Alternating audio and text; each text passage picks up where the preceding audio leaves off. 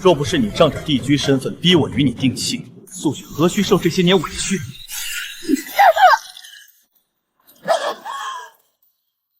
我耗尽胡元助你登天，你竟如此负我！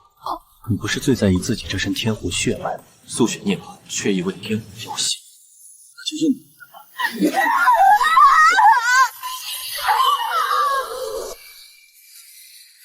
多谢姐姐成全，以后你的身份、你的男人就全都是我的了。若有来生，我必血债血偿。心口，我痛了，我没有死，我竟然回到了邀功选夫这一世。明昭，你可想好了，今日殿中这些人里，你要选谁做你的夫婿？陛下，我想……陛下，臣知道明昭心悦于我，可臣真正爱的人只有素雪。我与素雪早已在月破石前立誓，此生绝不相负。不过，臣也知明昭这些年对我情根深重，怕是离不了我。只要他允素雪为正，我愿娶她做平妻，也算全了他对我的情谊。放肆！孔雀王庭就是这样教太子的。素雪那只低等血托，也配压在涂山帝妃头上？雨辰，真当本帝不敢杀了你和那只血托？陛下若怪罪，臣甘愿理罚。但素雪无辜，错不在她。若不是有人仗着身份步步紧逼，臣又怎会被逼到今日这个地步？殿下，不要为了我这样，都是我的错，是我不该喜欢殿下，更不该让姐姐误会。姐姐身份高贵，我怎么敢争什么？若是因为我伤了两族和气，我宁愿现在就离开妖都，再也不见殿下。你何必这样作践自己？你没错，该退让的人也不是你。明昭，事到如今，你还要装到什么时候？你明知道我爱的是素雪，偏偏仗着自己是帝姬，仗着妖皇和涂山都站在你身后，就想逼我低头。你什么都有了，为何偏偏连他这一点真心也要夺？这小雪涛倒是有几分可怜。可怜，当年妖魔大战，涂山族人误将尚在襁褓的素月暴捕，即便后来发现认错，母后也让他留在狐族享尽宠爱，他还有什么不满足？这万妖结台的雷袭，唯有与我这九尾天狐结起，借我的天命气运，才能平安度过。他们只知道第九选谁，谁就是下一任妖皇，却不知离了我，他们根本无法传话血脉。谁给你的胆子，敢在大殿上这样羞辱明昭？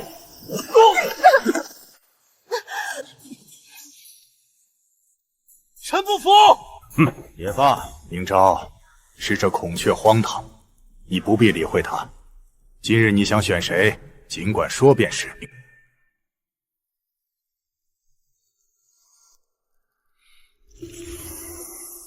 人人都当你是一条血脉低贱的黑蛇，生来卑微，不值一提，却不知万妖结台开启之日，你便会破灵滑落，化作世间独尊的少女。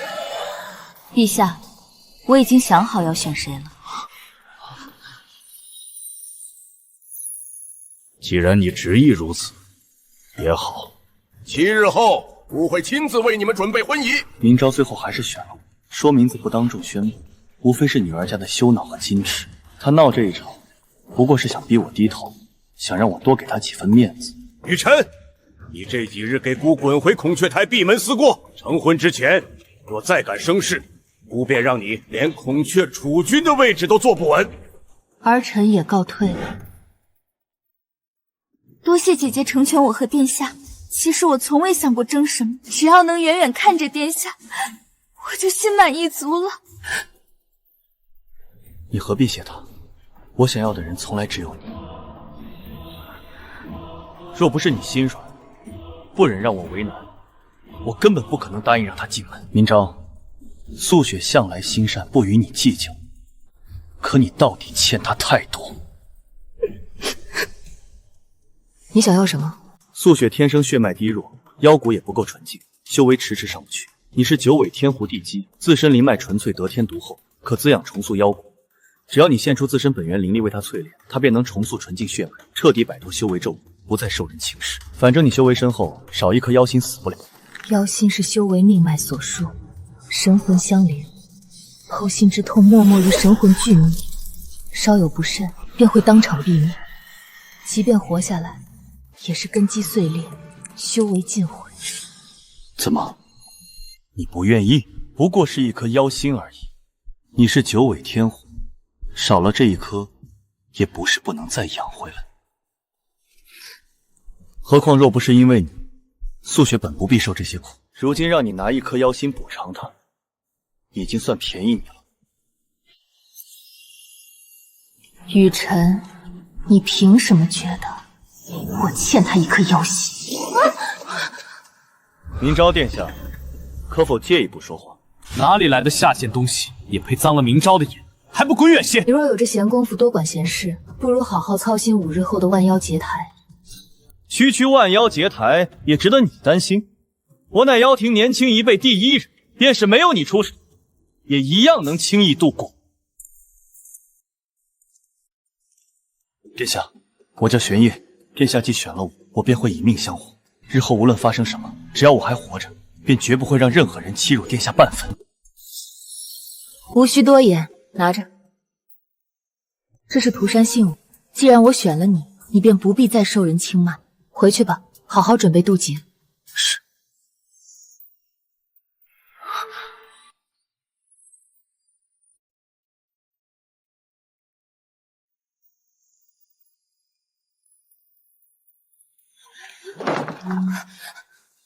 殿下，您快进去看看，院里出事了。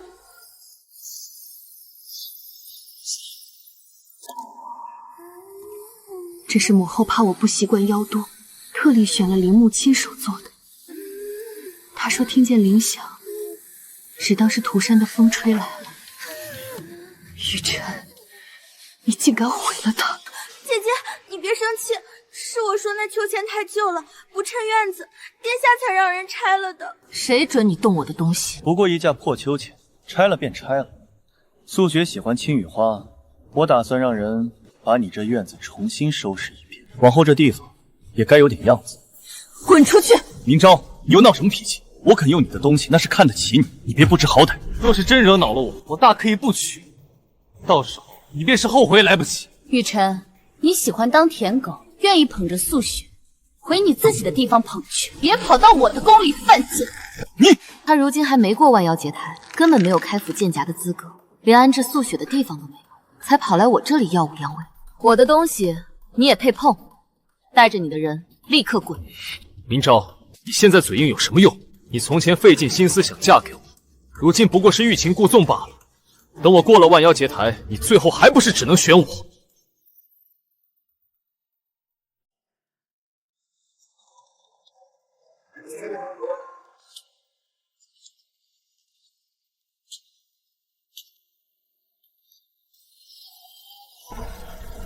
明昭，你来了。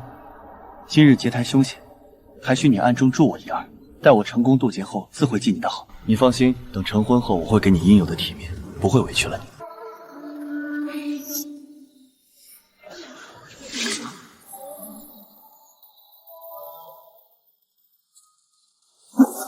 这枚扳指，你从哪儿来的？殿下，帝女只心悦你一人，那扳指怎么可能是真的？不过是块相似的玉罢了。再说了，万妖结台马上就要开了，像他这种人还不知道能不能扛得住第一重妖雷。殿下又何必同他一般见识？前世你靠着我的狐缘才渡过劫雷，这一世我倒要看看你拿什么去扛那9重妖雷。前世雨辰也是这般众星捧月，而我傻傻的守在他身后，倾尽所有为他铺路，最后却落得那般凄惨下场，真是讽刺的可笑。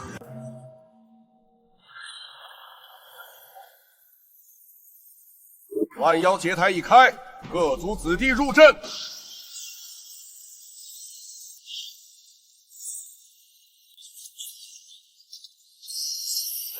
一道雷就扛不住吗？万妖雷劫的威力也太惊人了，这还只是最基础的首轮雷劫，看来今年的试炼没那么容易过关。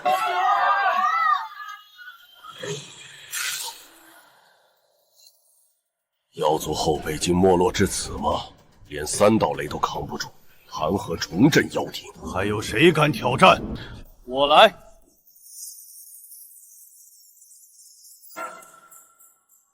那只雪貂怎么也上去了？他疯了吗？带着家眷上结台，这楚军要做什么？前世雨辰为了彰显深情，也曾带素雪上台博取美名，最后却是我在暗处耗费修为，替他们硬生生扛下大半雷劫。这一世，我倒要看看没有我兜底，你们如何收场。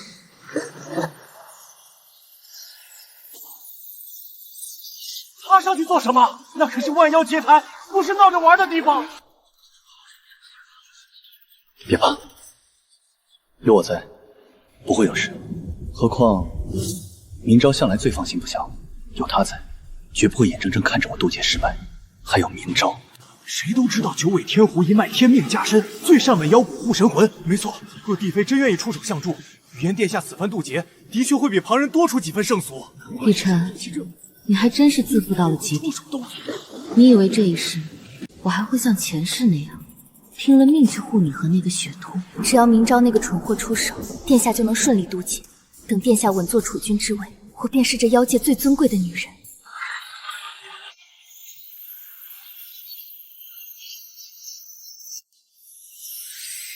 那是雪堂一族的本命灵源。你疯了！你灵源何其珍贵，怎么能轻易离体？稍有不慎，你的修行根基都会受损，你知不知道？殿下，我知道自己不如姐姐，我也没有她那帮尊贵的血脉，更没有她强悍的修为。可我总想为你做些什么，哪怕只能帮上一点点忙，我也心甘情愿，无怨无悔。傻得让人心疼。这雪貂仙子竟然为了雨辰殿下，甘愿献祭自身本命灵源，这个信与痴心一面啊！对比起来，倒是那位冷冰冰的地姬显得太过冷漠寡情了。难怪殿下偏爱她这般真心相待，世间难有。素雪，你这招以退为进，用的真是为我的出气。你当真以为他这一缕微弱灵源能帮你扛住九重雷劫？我想除非让你在第一重雷劫下稍稍缓解了心理解抗，根本改变不了结局。小雪貂不知舍。说到底，他笃定地祖殿下会出手护住雨辰，不然怎敢这般肆意赌上自身本源？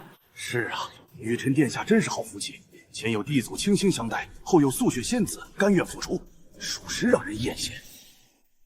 前世，我的本源灵犀，我的湖源，我的姓名，在他们口中，大概也不过是理所应当4个字。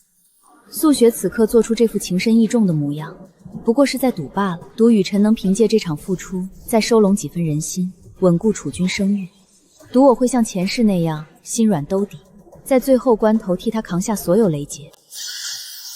若雨辰此番渡劫成功，他便是陪着未来妖皇共闯生死、情深不移的真爱。若雨辰败了，他也能继续装作无辜柔弱、为爱舍身的可怜人，永远立于不败之地。他倒是算得精，只可惜这一世我不会再做那个任人踩着往上爬的垫脚石。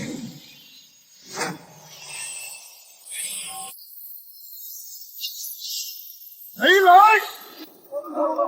九重妖雷，他疯了不成？竟然要一口气引下9重妖雷！往年来，妖族年轻一代里也没几人敢这样贸然硬闯九雷。雨辰，快收手！如今妖骨尚未稳固，修为根基未稳，万万不可如此冒进！快停下！你这是在自寻险途！不过是9重妖雷罢了。我素来有明昭暗中护持，如今又有素雪蛇嗣相助，底蕴十足。今日这9重雷劫，我定要一口气急速接下，彻底坐稳妖庭第一天骄的位置。狂妄！估计没想陈毅竟会狂妄到这等地步。雨辰这是在铤而走险啊！何止是在铤而走险，他分明是在赌帝君舍不得他死，笃定有人会替他扛下这9重雷劫。疯了，雨辰真的疯了。前世的雨辰向来如此，肆意妄为，自负轻狂，笃定我永远会为他兜底，心甘情愿为他一次次耗费本源，舍命相助。可这一世，我倒要看看，没有我，他凭什么接着9重妖雷？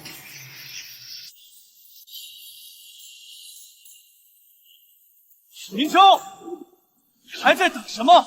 还不快来助我渡劫！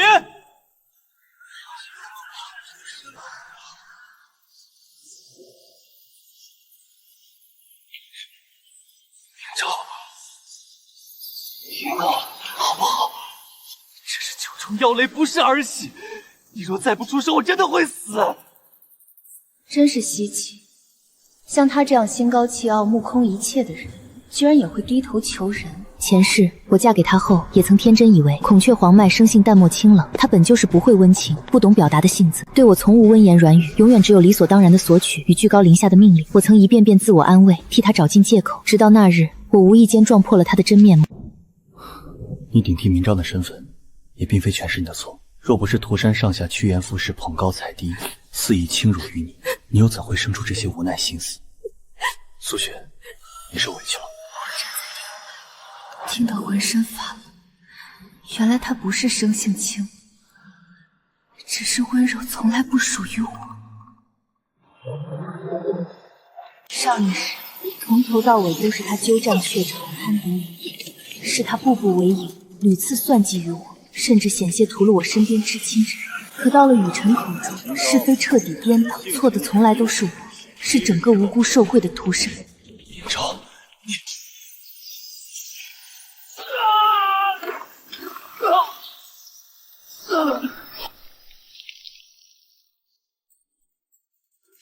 这怎么可能？仅仅是第1道9重妖雷，竟然就将雨辰伤成这般模样！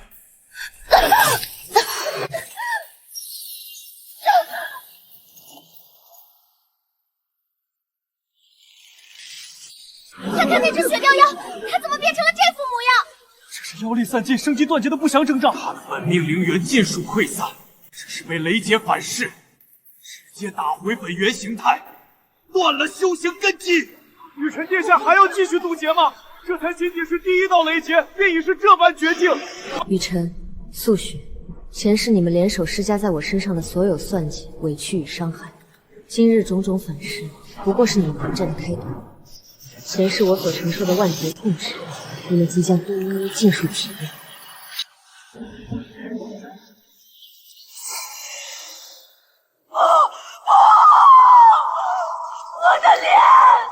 我的脸怎么回事啊？别看我，就别看我！求求你们，不要看我！是他自己执念太深，靠着那张刻意娇柔的容貌，靠着苦苦经营多年的柔弱纯善身设，蛊惑人心，算计万物。如今雷劫落定，假象破碎，不过是撕碎了他最后的一层遮收伪装，一切皆是咎由自取。明昭，救我！我错了，我方才是一时气急，我是你未来的夫婿啊！你怎么忍心看着我死在这里？事到如今，他竟还有脸面提起未来夫婿这4个字，当真是可笑至极。所有人都在等着看我的选择，等着看我是否还会像前世那般心软妥协，不顾一切，倾尽所有，再次为雨辰挺身而出，兜底周全。明昭，我就知道你舍不得我死。只要他愿意出手救我，方才他倾尽玄焰的种种出格举位，我尽数可以既往不咎。在这妖界天地，他终究是属于我的，永远不会真正背弃我。快，扶我起来！这雷劫我扛不住了，立刻把你的狐元渡给我。明昭，你去哪儿？你救你！前世我倾尽心血，燃尽神魂护你周全，换来的却是你亲手狠心剜去我心头灵元，断送我所有生机。这一世，纵使你身死道消，也不配沾染我半分悲悯，不配死在我手中，怕吗？只要殿下在，地狱我也敢闯。少给我！明昭，你疯了！我才是你的未婚夫，你放开那个贱奴！谁告诉你，你是我未来的夫士？妖都谁不知道？我们自幼定亲，这是世人皆知的事。定亲的是涂山帝妃与孔雀楚坤，从来都不是我和你。雨辰，你未免太过自以为是，高看自己。一民，大庭广众之下，众目睽睽之中，你竟敢如此折辱我孔雀王庭！羞辱！我今日只是当众告知诸位，谁才是这妖庭未来真正的主人。可是涂山地区专属信物！天哪，地主竟然真的把传世扳指给了这条黑蛇妖！雨辰殿下这下颜面尽失，真是自作多情一场空。假的，一定是假的！你不过是为了故意气我，随便学了误解糊弄众人。扳指是真的，我选他亦是真心。雨辰，看看你如今这副落魄狼狈的模样，只让我心生厌恶。不，这绝对不可能！我是万众瞩目、天赋卓绝的妖界第一天骄，是把该登临至尊之位的未来妖皇，他怎么能弃我选他？这枚白玉扳指是我亲手赠予他的幸运，这亦是涂山未来帝续的专属幸运。什么？地主君真的选定了这黑蛇妖？传闻属实，这枚传世白玉扳镯竟然真的交付他人了。雨辰殿下，不是常年自诩是帝命定的夫子吗？今日倒是让我等大开眼界。可玄烨出身低微，不过是一介普通蛇妖，无显赫家世，无顶尖底蕴，如何配得上涂山地基？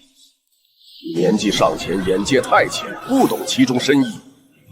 帝居若是仅仅为了赌气，怎会将涂山传承数代、象征帝续正统的白玉扳指轻易赠予他人？这分明是真心抉择，绝非一时义气。昭，你疯了！你为了羞辱我，竟拿自己的婚事开玩笑！他不过是一条黑蛇，出身卑微，毫无底蕴，他也配站在你身边？配不配，总比一个靠着别人替他挡、贪他人之功，还妄想踩着我上位的废物强。你就不怕我死在这里？孔雀王明与你突袭，彻底反目，两族开战。你今日执意弃我辱我，来日必定追悔莫及。云昭，你别忘了，从来都是我最有资格站在你身边。事到如今，他依旧半分不悔。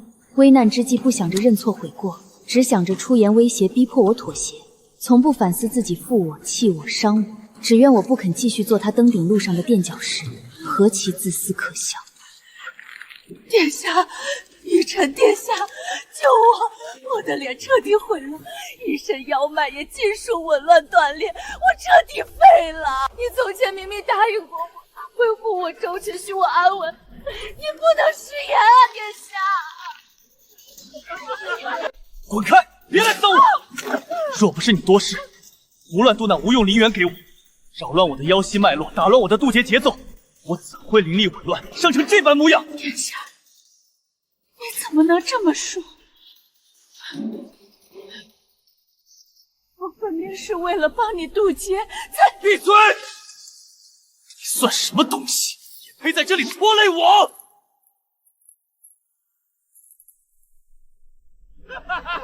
方才还一副情深意重的模样，转头就翻脸了。孔雀嫡种还真是薄情的很。前世他也是这般，一旦触及自身利益，翻脸比翻书还快。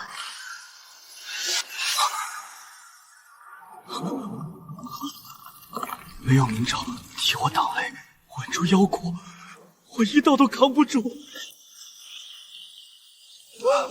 明昭，我知道错了，都是我对不起你，你救救我，求你，求你最后再救我一次，只要你救我，我什么都答应你。我不娶素雪了，我马上杀了她给你解气，我以后只守着你一个，谁能想到雨辰殿下为了活命，竟能无耻到这种地步？刚才还说是真爱，现在转头就要杀人灭口。雨辰，你说什么？忽然觉得，前世那个为他掏心掏肺的自己，真是蠢得可怜。明昭，救我！看在往日的情分上，你拉我一把。往日情分，前世我挖心渡你，你却嫌我挡了素雪的路。雨辰，这种丧家之犬的样子才最衬你。殿下，别让脏东西误了眼。确实不值得。躲远点，小心不要进来！雨辰，不！救命！啧啧，这就是咱们妖界第一人，引雷的时候多狂啊！现在跟条死狗有什么区别？丢死人了！还以为他多厉害，结果连第一重雷都扛不住。我看他储君的位置，他也配不上。以前你受万妖锤捧，如今没了我的命，你连这劫台上的回尘都不如。废物！可他们再急，也不敢贸然冲进结台。九重妖雷尚未散去，谁闯进去，谁死。那副狼狈模样和刚才楚楚可怜、柔弱无息的模样比起来，简直像换了个人。若是再劈下去，雨辰必死无疑啊！够了，你是个不争气的烂摊子，但终究是我孔雀王皇的一枚棋子，就这样死了，未免白费了本皇多年栽培。活下来，继续当你的主君吧。为什么要救我？玉晨，死太容易了，我要你睁大眼睛看着，你曾经弃如敝屣的我，是如何一步步踏上你永远够不到的高位。楚君殿下，别挣扎了，这结台重地可不是给废人统治修行。动作快点，没看见帝姬殿下的夫婿还要上台吗？别在这儿碍事。放开本君！我自己能走。自己走？殿下，您现在连站都站不稳，就别给孔雀王庭丢脸了。这楚君之辈，他是谁？再瞧他，跟山野间的流浪野妖有啥区别？嘘，小声点，人家好歹保住命了。不过这储君之位怕是悬喽。动作快点，这尘土气息冲的人难受，别误了后面天骄登台的时辰。这群卑微东西！竟敢这样对我！楚君殿下，这结台只认强者，您现在这副落魄模样，还摆什么往日架子？前世我为你掏心掏肺，却换来满盘皆输。现在的你，连做我脚下泥的资格都不配。阿叶，该你了，别怕，有我守着。宁超，你真当这旁人能上去？这结台雷压重千斤，他一个低贱的黑蛇，上去就是送死。怎么怕了？一个靠女人抬举才敢露面的凡人妖众，也就只能躲在你身后当缩头乌龟了吧？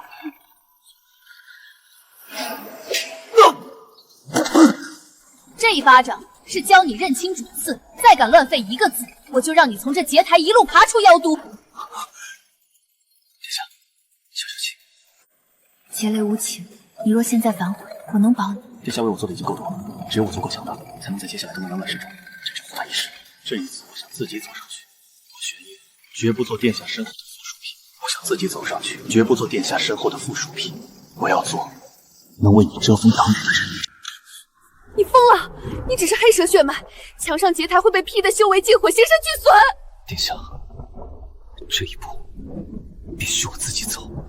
听话，我有办法保你。雨辰想让你做他的挡箭牌，但我玄烨要做殿下的手中剑。若连这雷劫都扛不住，我拿什么护你？前世他为我收身应试，也是这般沉默却决绝。雨辰要的是我的全尸，而他要的是我有退路的余生。玄烨，活下来，我亲自为你出发。虚张声势，孔雀皇脉都扛不住的雷，你这普通妖众凭什么？劈死他！给我劈死他！你们看，云变色了。疯了！这是灭世死雷，只有上古大妖结节才会出现。这小子到底是什么怪物？痛吗？比起前世看着昭昭死在我怀里的痛，这雷劫不过如此。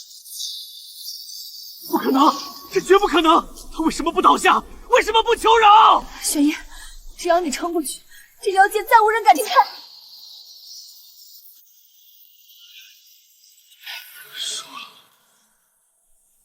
输给了一个平凡妖种。6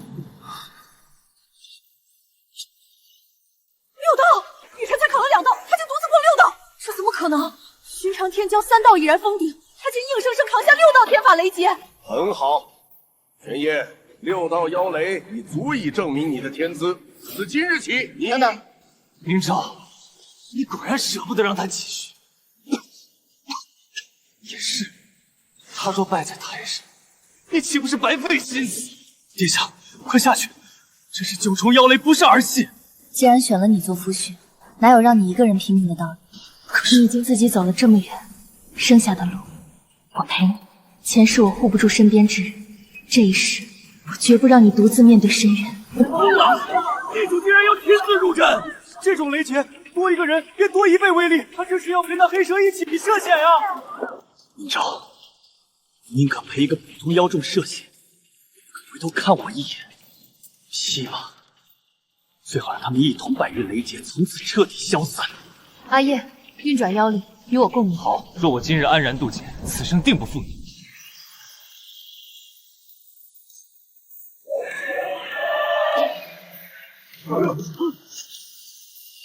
这是什么威压？我的腿在发抖！不可能，他们只是一条黑蛇，怎么会有龙气？这种气息，这种万妖压制的威压感，暮色龙鳞，万妖臣服，这是传说中的返祖龙脉！哈哈哈！天佑我妖族，这根本不是普通黑蛇，这是上过龙！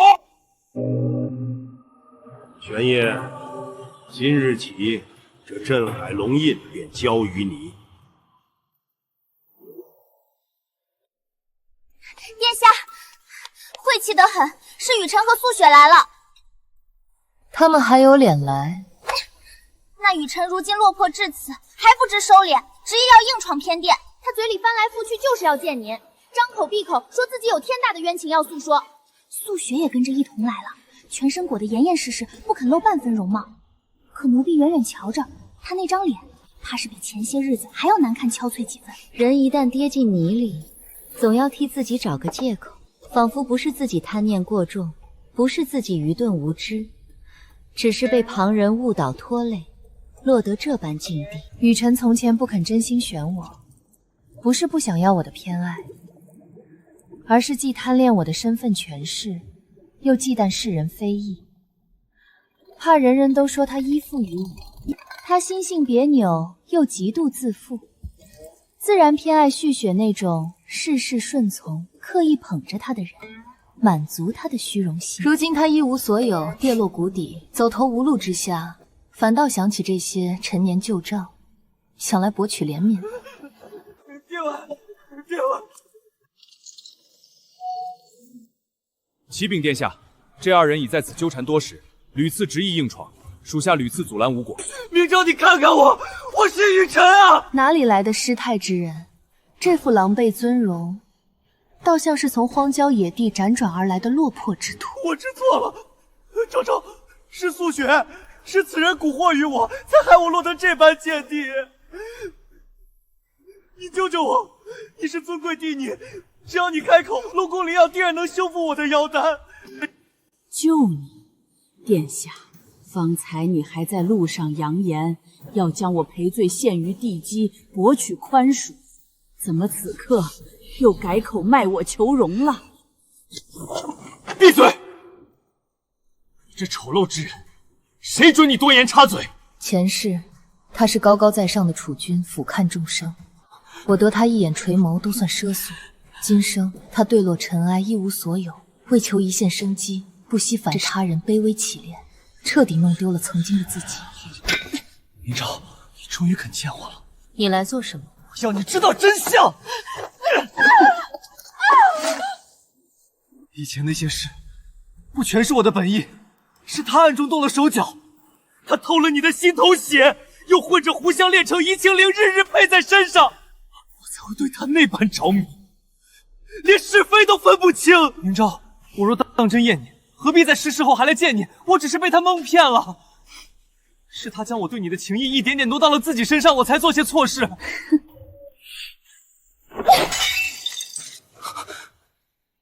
雨辰，你是不是到现在都还没明白，我厌恶你的从来不只是变心。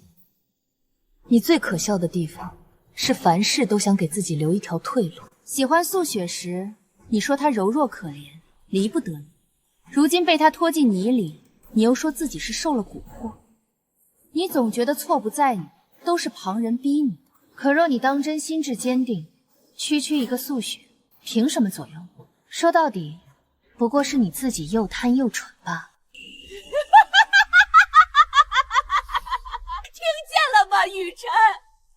我早说过，他看不起你。你闭嘴！闭嘴！你不是最爱听我说话吗？当初你搂着我，说明招太傲，压得你喘不过气。你说还是我最懂你？怎么，如今想把一切都推到我头上了？怡情灵是我做的不错，我不过是替你把那点见不得光的念头放大了而已。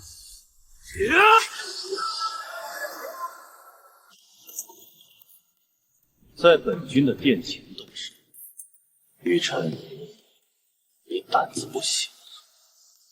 他没下毒吧？在本君的殿前动本君的未来龙后，我没有。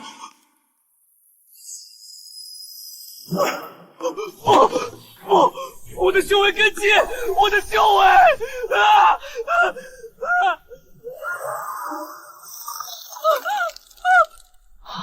把这2件脏东西扔出去，别污了地鸠的眼。陛下有旨，将这2个不知死活的东西剥去仙籍，即刻发往北京杖责，永世不得踏入四海半步。带走。都过去了。是啊，都过去了。今日你来的倒巧，有样东西我准备了许久，想带你去看。什么东西？竟让我们的龙皇陛下这般神秘？跟我来便是。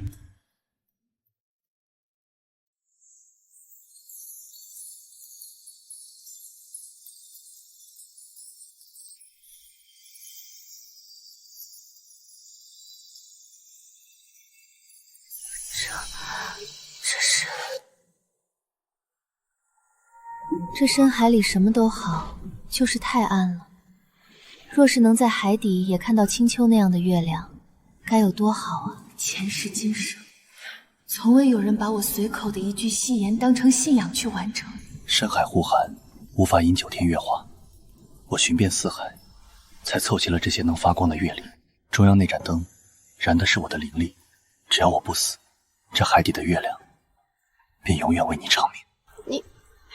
你身为四海龙皇，日理万机，居然把心思都花在这些无用的事情上。关于你的事，从无一件是无用的。那些月灵是我一片片亲自挑的。若你不喜欢这种光晕，我明日再派人去寻其他的换上。不用换了，玄烨，这是我2辈子见过的最美的月亮。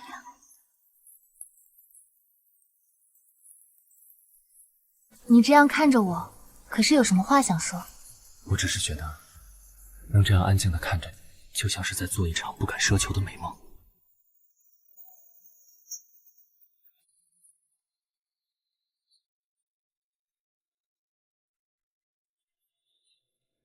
婚期太晚了。龙君陛下，这是嫌7日太长？不太长了，1日我都嫌多。我恨不得现在就昭告四海，让所有人都知道你是我的妻子，再也无人能将你从我身边夺走。我不走，这一生我都只做你的后。我当孔雀族少主，未来的尊主，怎么会落到这种鬼地方？明昭、玄烨，你们这对鄙人，我做鬼也不会放过你们！雨辰哥哥，别生气了，当心气坏了身子。快把这碗药喝了吧，这是我好不容易在瘴气林里找来的灵草熬制的，对你的伤势恢复有好处。喝什么药？在这灵气枯竭的绝地，喝再多的药有什么用？如果不是你这个贱人一直在本少爷耳边蛊惑，我怎么会抛弃明昭？又怎么会落得今天这般田地？雨辰哥哥，你怎么能这么说？当初明明是你自己贪图，是我不好，是我连累了你。可是如今我们只有彼此了，我只想好好照顾你。本少主现在虽然废了，但身边能有个听话的狗伺候，总比孤身等死强。雨辰啊雨辰，你以为你还是那个高高在上的少主吗？你毁了我的后半生，难道还指望我在这里陪你熬到死？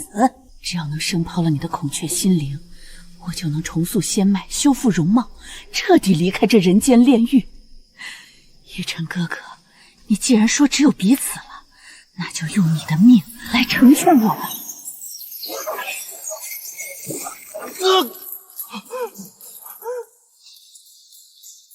这是什么？你这贱人在干什么？干什么？当然是借雨辰哥哥的孔雀心灵一用，有了它，我就能重塑仙脉，彻底离开这个生不如死的地狱。你去死吧！若宽身，你想吸干我的力量逃出去？做梦！就算是死，也绝不让你这个贱人如愿！一起下地狱吧！真晦气！前面那片烂泥滩怎么飘来这么重的血腥味和腐臭味？啊！这不是前几天刚被发配来的孔雀少主和那个女人吗？怎么互相残杀成这样了？太狠了！这是宁可同归于尽，也不给对方留活路啊！走，快回去向龙宫禀报。启禀龙皇帝后，北境巡境人刚刚传回急报，被发配至瘴泽的雨辰与素雪死了。怎么死的？回帝后，二人死状极其惨烈，两人似乎是为了争夺孔雀心灵，发生了什么严重内讧。素雪企图用法器困住雨辰，生剥其孔雀心灵，以求重塑修为。雨辰被逼至绝境，拼死反扑，硬生生震碎了自身心灵。失控法器将两人死死锁束，最终二人在泥潭之中同归于尽。你似乎毫不意外。我为何要意外？他们两人，一个自私懦弱、贪生怕死，一个阴毒贪婪、不择手段。这般两个极致利己之人，被扔进绝境泥潭，毫无退路，必定会相互推诿过错，彼此怨恨撕咬，最后为求一线生机，不惜将对方生吞活剥，此乃必然结局，毫无意外可言。更何况，我早已顺水推舟，悄悄送了他们一程。当初二人被逐出龙宫时，我命人收回了雨辰身上所有旧物与护身法器，断他所有退路，唯独一件禁忌法器，我故意刻意遗漏，留在了他身边。什么法器？千羽锁，一件阴毒至极的禁忌法器，最擅长禁锢妖骨，束缚修为，专为赤衡妖族而生。我早已算透素雪的本性，身处北境绝境，无依无靠，无路可走。他唯一翻身的指望，便是雨辰的孔雀心灵，而我留下的千羽锁，就是他眼中最完美、最稳妥的行凶利器。可他不知，千羽锁一旦沾染孔雀妖修的心头血，强行剥离妖骨，撼动本源，便会触发无法逆转的狂暴反噬，无人能控，无人能解。这便是我为他们量身定做的绝路。这部暗棋从落子之初，便死死锁死了两人的命脉与结局。既然他们半生纠缠不休，阴魂不散，那我便成全他们，让他们生生世世绑缚纠缠，永世沉沦地狱，不得脱身。他知晓我这般阴狠缜密的算计，会不会觉得我心思深沉，手段残忍，心生隔阂？夫人果然记仇，不过我喜欢。那是自然。我青丘明朝从不做赔本的买卖，他们欠我的血债罪孽，本就该以命偿还。我未曾亲自动手将他们千刀万剐，已然是给足了天道情面。但凡有人敢让我夫人受半分委屈，即便你心软不出毒手，我也定然将其抽筋扒皮，挫骨扬灰。这般满身污秽、阴毒卑劣之人，惨死泥潭，永世沉沦，便是他们最好的归宿。如今大仇得报，心里痛快极了。玄烨，这龙宫虽好，待久了难免烦闷。我想去北境看唐雪。北境方才沾染晦气，横死两人，向来无人愿意踏足，他竟偏偏要去往那里看雪。好，你想去的任何地方，我都陪你。龙皇陛下答应的这般爽快，你那书案之上可是堆积如山的四海政务奏折，亟待处理。你若为了陪我看雪荒废朝政，就不怕龙族长老们联名上奏，弹劾你是昏君误事？四海政务万千，堆叠如山，终究不及我夫人展颜一笑。我做这四海龙皇之位，从不是为了权柄滔天，只为能名正言顺，安稳护你一生无忧。区区俗务，自有旁人分忧，让那群长老自行头疼便可。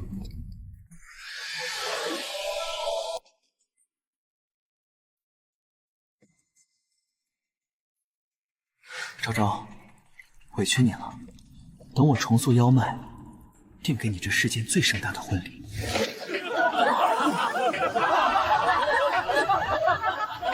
掌心相破的那一刻，我忽然有一瞬间恍惚，前世我也曾无数次幻想过这般盛大婚礼、温柔相守的场景。我以为那是我生生世世都触不可及的幻梦，直到此刻我才彻底明白，从来不是我不配拥有美好，只是我从前错付了人心。拜见龙皇，拜见帝后。这四海八荒，次次皆是你的聘礼。拜见龙皇，拜见帝后，祝龙皇帝后琴瑟和鸣，万寿无疆。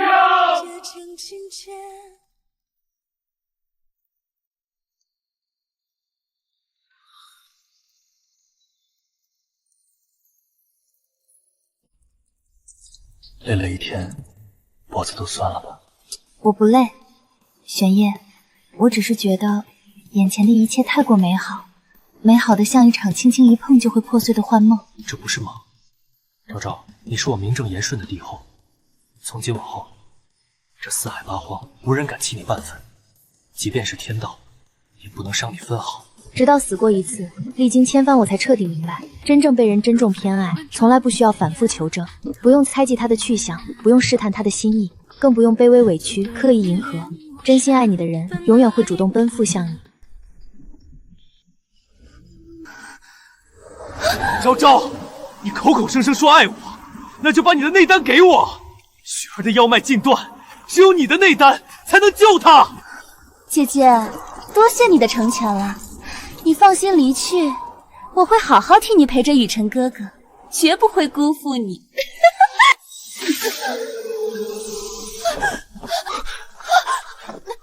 昭昭，是我，别怕，我在。那些曾经让我以为永远熬不过去的黑夜，那些如影随形、刻骨铭心的恐惧，原来终究会消散。我终于明白，黑暗从不可怕，因为天总会亮。而那个愿意在无尽黑夜中死死抱住我、守护我的人，会永远为我停留。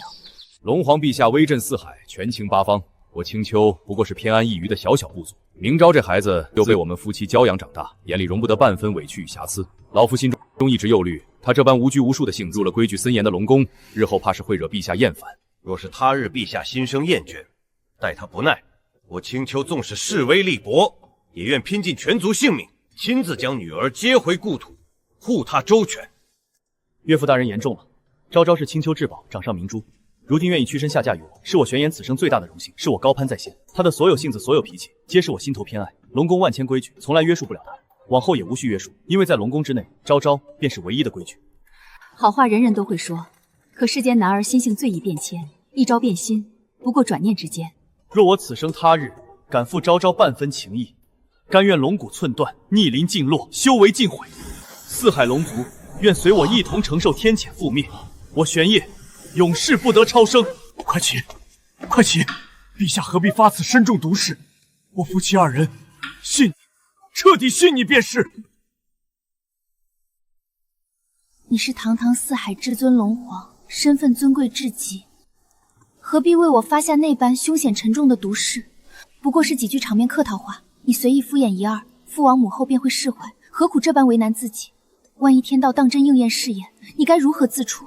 昭昭，那从来不是场面话。我方才所言，字句皆是肺腑，句句发自本心。玄烨，我一直想不明白，你身为统御四海的至尊龙皇，世间绝色佳人千千万阮，应有尽有，就好像我们早已相爱相伴了千百年，哪怕我前世错付他人，狼狈不堪，满身疮痍，你也从来不曾有半分嫌弃。昭昭，其实我们的缘分从来不止今生。什么意思？你可还记得前世那场惨烈的弯腰结胎？前世你被至亲之人残害，生生被抛去内丹，躺在冰冷的结胎之上，无一人敢为你驻足。那时我只是困在背井泥沼里，修为浅薄的黑蛟，曾受你恩惠，却在你最绝望的那一刻无能为力。我只能懦弱的藏在暗处，看着你受尽折磨。我抱着你冰冷的身体，恨自己没用，唯一能做的就是让你能干干净净的入土为安。原来我临死前那缕微弱温暖支撑我最后一刻的腰息，从来都不是我的幻觉，是他，原来是他，给了我最后的体面与温柔。今生只愿与他岁岁年年，朝朝暮暮。